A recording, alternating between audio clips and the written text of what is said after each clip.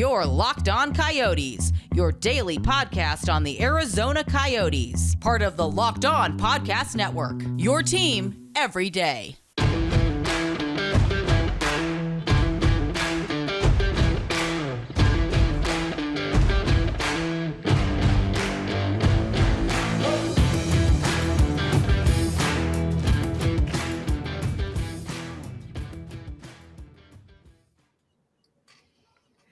Anyways, though, a couple other things that we can get through on this, and I think it's just in general this upcoming year, not gonna be that a good year for the Coyotes, especially since they are gonna be playing in a smaller venue, which is gonna be the butt joke of the entire NHL for a while.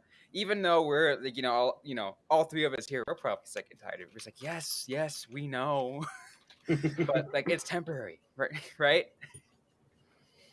I mean, honestly, it's one of my favorite things to talk about now. It went from, okay, this is stupid, because if you actually look back at NHL history, people want to be like, oh, you can't compare that. That was 100 years ago. Well, the Bruins shared with Boston College, Quebec, and Ottawa, two of the biggest, two of the most pure Canadian markets, all shared with minor teams. Like, it's a temporary basis, it shouldn't be a problem, but people won't stop talking about it to the point I just make fun of them, like, because they're jealous of our arena. Because when the cup was being awarded, when the Stanley Cup Finals were going on, people were still talking about the Coyotes and what this garbage franchise is doing, eh? And I'm like, bro, it's become my new favorite thing, because people just get mad, and it's funny. So it's like, I love it. It's turned into my favorite thing to talk about.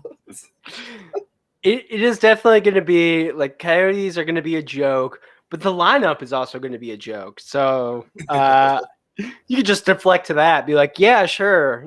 It kind of sucks that we're playing in a college arena for 3 seasons, but also the guys on the ice are terrible. So it all kind of evens out. 2 wrongs make a right? Look, if we would have kept Louis Eriksson, we would have won the cup this year. I still think they should give him 10-3. All right, he can have $10 million a year for the next 3 years. I think. Bring King Louis home. I mean, the 3 players can afford it, right? Because they've got all the cap space in the world.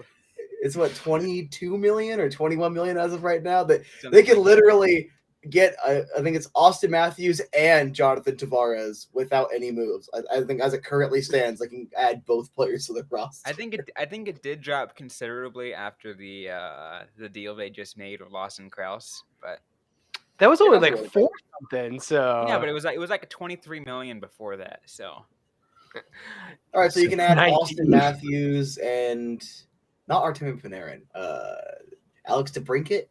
Sure, I'll take Austin Matthews and Alex DeBrincat. Then you just flip DeBrincat for something else. I don't know.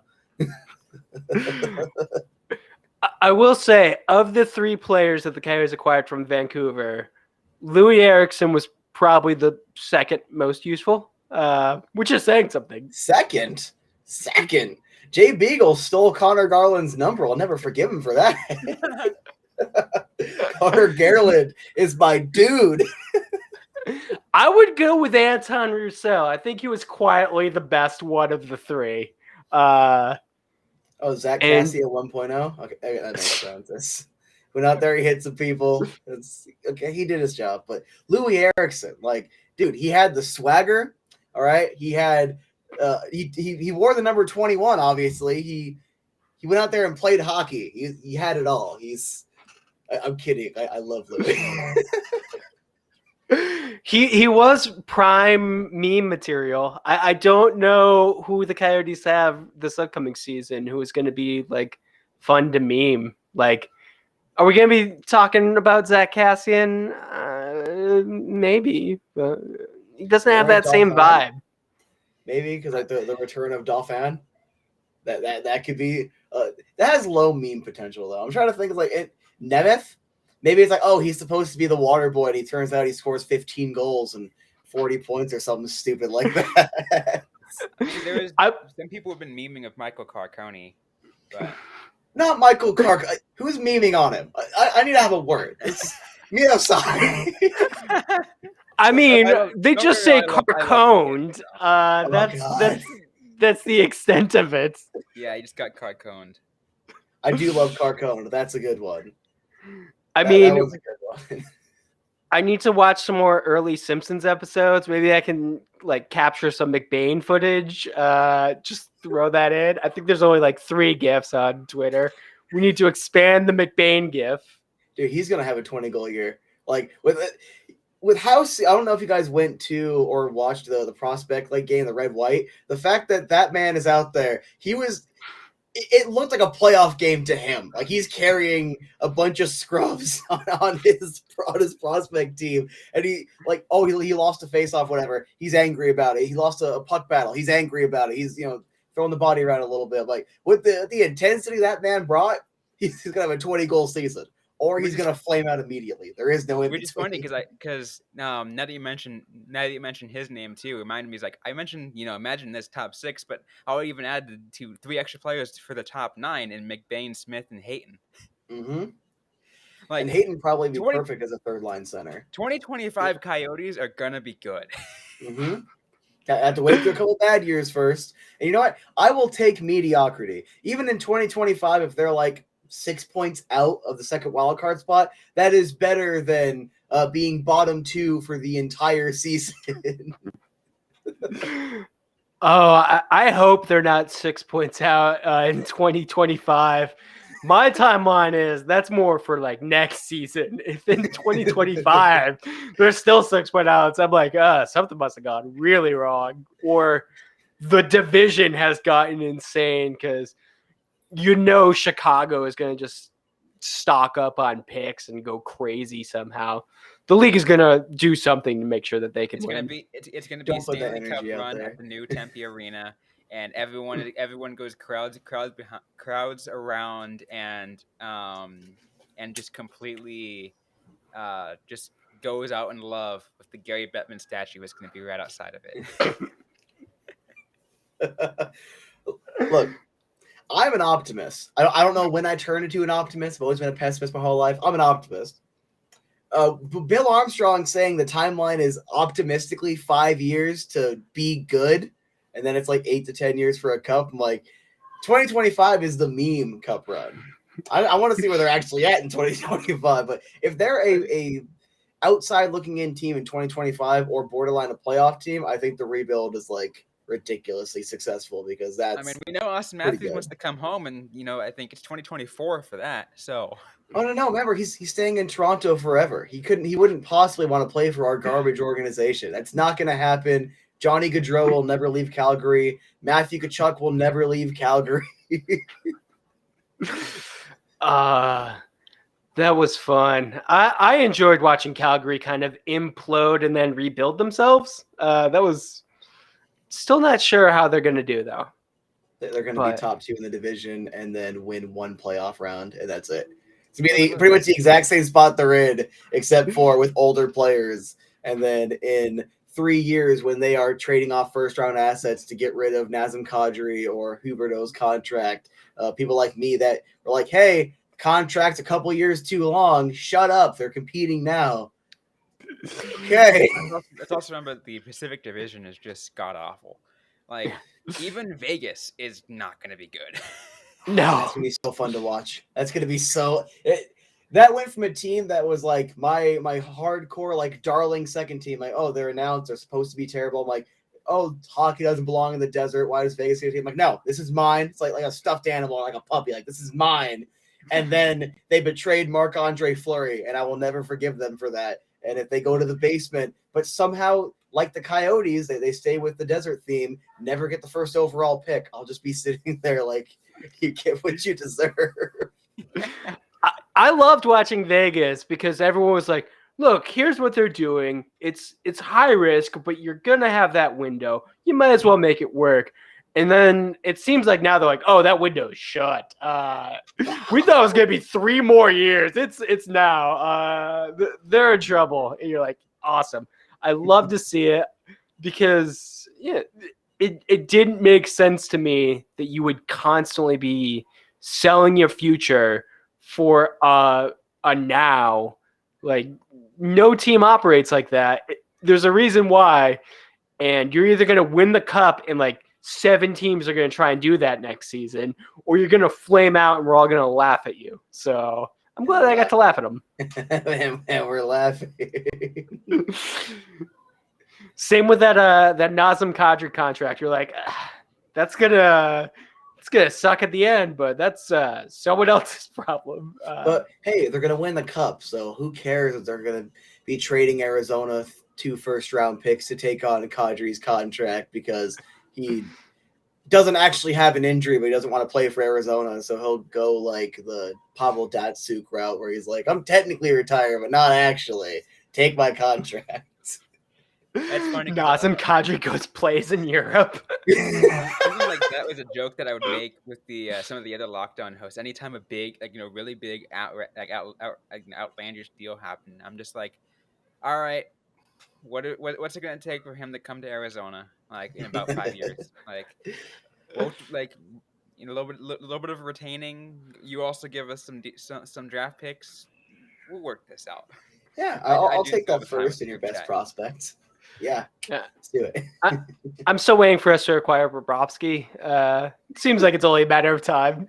That should have happened last year. Like before last season, that would have made sense. Look, if I'm starting to think that the trade was never on the table, but I heard it was supposed to be like Spencer Knight and Anton Lundell, which I would have taken in a heartbeat. But like that would have made sense for the Chychrun trade package, and then we just bring in Bobrovsky because he came off that terrible first year. I'm like, we'll take the contract and have him in Vejmelka. That'll be our tandem for the next half decade. And then that man's like, hold my beer. I am going to have a good season, and my contract is now justified. No, it's still not justified. It is absolutely not justified. Oh, come on. I love Sergei Bobrovsky. You saw the graphic. It is slightly better. I will not give you it being justified. I mean, what's it? $10 million he's getting paid? I think it's $11 million a year for 5 more years. Let me pull this up because we gotta make sure we got this absolutely right for all the Locked On Panthers fans. I'm lucky I'm not affiliated with anyone. I can offend whoever I want.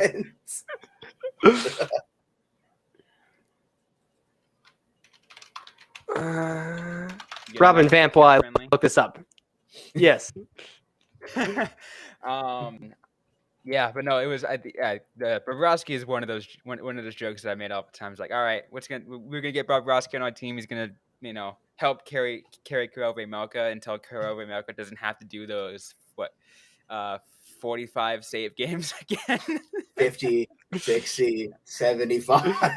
Like, I mean, the team's eventually going to get better, so that doesn't have to happen, right? I mean, you hope so. I can pray. I don't know if it's going to be answered, but I can pray.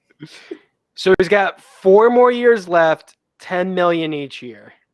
Oh, it's justified. Come on now, it's justified. That's Sergey. And we'll do we'll do 50% salary retention with Florida. There we go. That works. Yeah, that works. This upcoming year, $6 million base, $6 million in a signing bonus. Why is this okay? Because beforehand he was considered one of the best goaltenders in the world. Yes, I understand that. When is still like $10 million for a goaltender when the league as a whole is deal too? Like, yeah, Carey Price, I think, was always a better goaltender than Bobrovsky. Yes, but that was the comparable, right? Because if you talked about at the time, when the contracts were done of the top best goalies in the world, Bobrovsky and Price were up on that pedestal. Hey everybody, hope you're enjoying our episode, part 2 of our conversation with AZ Sports Guy. We're going to get right back to it, talk about some more fun stuff, go over everything in the offseason. But first, I have a quick message from our friends at BetOnline. BetOnline.net is the fastest and easiest way to check all your betting needs. You can find all your favorite sports and events and the #1 online source for odds, lines, and games. You can find reviews and news from every league, including Major League Baseball, NFL, NBA, NHL, combat sports, esports, and even golf. Golf is something that the Coyotes have to do a lot because they rarely make the playoffs. And don't you want to get some competitive golf action in there? BetOnline is the place to go because it continues to be the top online resource for all your sports wagering information, from live in-game betting, scores, and podcasts. They have you covered. Head over to BetOnline today or use your mobile device to learn more about the trends and action. BetOnline, where the game starts. But the problem is the Montreal Canadiens did not have Spencer Knight in their prospect pool. The Florida Panthers do. I do not understand the 7-year, $10 million with a phenomenal goaltender prospect. Fair enough. I understand it for one main reason, and this is not made to pick on Florida. I actually do like Florida a lot. A small market's got to stick together. They want legitimacy. Like, didn't they have a cup run in the 90s and no one cares at this point? Everyone thinks it's just, hey, it happened one year. The franchise is a joke after that, right? So it's like the Matthew Tkachuk. The Matthew Tkachuk acquisition, a lot of the acquisitions they were trying to make last offseason, this team wants to be legitimized. They want to make that cup run. It makes sense why you'd overpay for your goaltender by if it's one less year. I said it on my podcast, the Desert Moon Hockey Podcast, shameless plug, but it's all these bad contracts. If they were between 1 and 3 years shorter, I don't care if the salary goes up, you have more of a signing bonus, that's fine. Pay them what they're worth. If that's what the market is, what's what the market is, but they would not look nearly as bad if they ended a year or two earlier, because the OEL trade doesn't happen. If Louis, Beagle, and Roussel all had one less year on those contracts, any other long trade, Pronger probably doesn't even happen if he has a couple of years less on the contract. Datsuk, name a player, it doesn't look as bad, or you're paying for less time someone to eat up that contract. So that's probably the only reason, is they just, hey, let's make this big push, and I hope they make it to a cup final. Depending on how they want to act around Jacob Chickard and the Coyotes, it's going to depend on whether or not I want them to win. But I had them winning it last year, so. Yeah, I will say, for Florida especially, it sucks that they have to be in the same state as the Tampa Bay Lightning, who are, I think we could all agree, probably one of the best hockey teams ever. A couple years back, at least, they were, they did back-to-back cups. We haven't seen that since, Pittsburgh, but with a still, payroll of almost $100 million, Yeah. LTIR, though. Smart asset management. The opposite of what the Florida Panthers did. I would say the opposite of Vegas, but, Instead of Arizona in the Chaika era. We go on and on and on with the opposite of smart asset Say what you will about John Chaika, but that Jacob Chickard contract is working out. Yeah, I'll use one more opportunity to say this. I was against the contract when it was signed, exclusively because it was signed like a few hours before he played his first game that year and all his injuries. I'm like, that might age terribly. And then immediately it turned into the top 3 best defensive contracts. Like that, high risk, high reward, that one worked out for you. Unfortunately, Kessel and Hall and all these others didn't quite work out, but I'm not cynical. I just wish Taylor Hall would have made a better run with the Coyotes. I mean, Keller's deal is looking fine now. Yeah, fine. It's trending that way. Yeah. Schmaltz is okay. I think Dvorak would have been pretty good. Like, because he had the 4 long-term signings, and I was always like, if 3 of those are fine, that's fine. I honestly look at those deals. I'm like, John Chaika, he knew what he was doing sometimes, just not all the time. And he didn't have good coaching, and that was never addressed with him. Should have been significant changes to the assistant coaches as well. But, we all have our blind spots. I like the actual hockey part. Look, that's why I think the assistant general manager should have been a strict hockey mind. Nothing against Sullivan. I don't think he was quite the right fit for that position. again, nothing against him as a dude or anything, but it's like Chaika was so focused on like analytics, and his contracts ended up being pretty decent. I think his trades looked good on the surface, and then like a couple years later, they looked really bad. His drafting, I think, higher was a little hit and miss. The lower draft, I think we had some pretty solid value picks out of him. But it's like, if you had a more strict hockey mind, the stuff like the coaching would have been addressed, because you got this guy with kind of the business aspect and the analytical aspect, and this guy be like, hey, this coach ain't that good. Maybe we should get a better D coach, or a better power play coach, or a better head coach. Did we ever find out what happened with Steve Sullivan? He seemed to like just kind of up and leave. Like, checked his Wikipedia. He got fired. Yeah, they fired him. Yeah. It was right after the draft, the whole Miller situation. Was it that? Did he fall on the sword for that, or?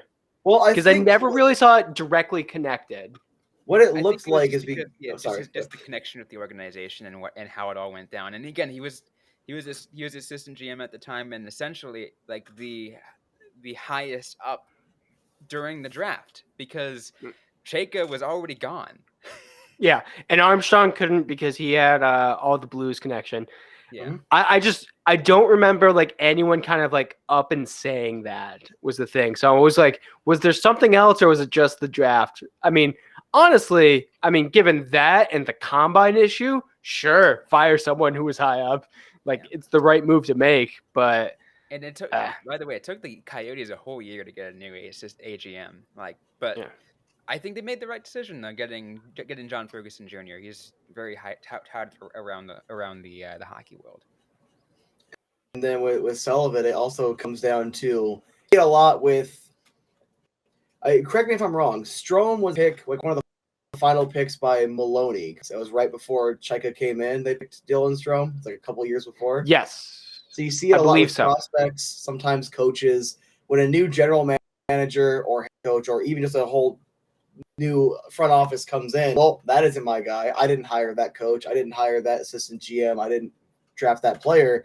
Trade him away, fire him, whatever. So even if like just from that like cynical business perspective, let's just say Miller was never drafted, probably would have still ended up getting fired anyway. Like, he was just there because they needed someone to run the table, because like you said, Bill Armstrong was like, I know what St. Louis is going to do. I'm not allowed to be a part of it.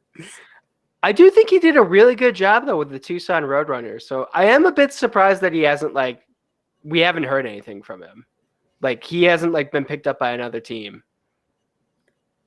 Maybe it's because of his name being attached to said offseason. Yeah. Off-season. Yeah. Maybe he was the guy at the combine who was illegally testing. And they're like, we don't want that guy. Just get rid of him. Losing team a first round pick. And even though John Chaika is the one who's indefinitely suspended by the league. That was fun. I can't wait for that arbitration or lawsuit to happen. It's like years later when Gretzky finally got his money. We're like, oh yeah, that was a thing. He's going to Buffalo. I'm going to throw a random team out there. When Chaika comes back, he's going to Buffalo. He's going to be a general manager. He's either going to turn a Stanley Cup contending team into a bust, or he's going to turn a team that's a few pieces away into a Stanley Cup contender. Either way, we're either going to be cynical or bitter towards Buffalo when that happens. What's he going to use, though? His non-existent analytics knowledge? I was the general manager of the Arizona Coyotes. The only time that garbage franchise made it to the playoffs was under me, even though I quit that year, but it's fine. He's fine. He's got like a bunch of Canadian Wendy's. I'm sure he's making. That's how he made his money, right? I think he was in an analytics company first, and then he bought Wendy's, 17 franchise locations, which is actually if you got a bunch of money to throw around, buying fast food franchises, it's a pretty good way to spend it. Isn't it his sister that's doing a lot of the more analytics stuff? Yeah. Yes, Megan. Megan? Yeah. Yep. She's the widely respected hockey analytics. She wasn't even a GM, and we respect her more because she's not John. It's like for a while, Amanda Kessel was the best Kessel. She's still the best Kessel. Come on now.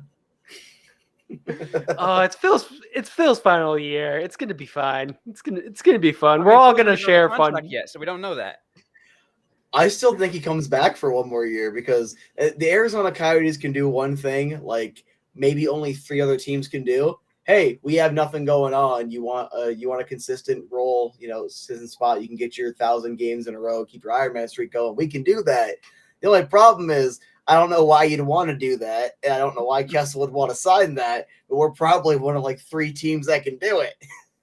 Yeah, he wants to go to a competing team. That's the problem. But Yeah. the other thing is he also I'm pretty sure he also wants to get and easily surpass the consecutive games played record that got set by Yandel last season and which also stopped because the freaking Philadelphia Flyers decided to freaking bench him after that. Just throwing this out here, Phil Kessel, New York Islander.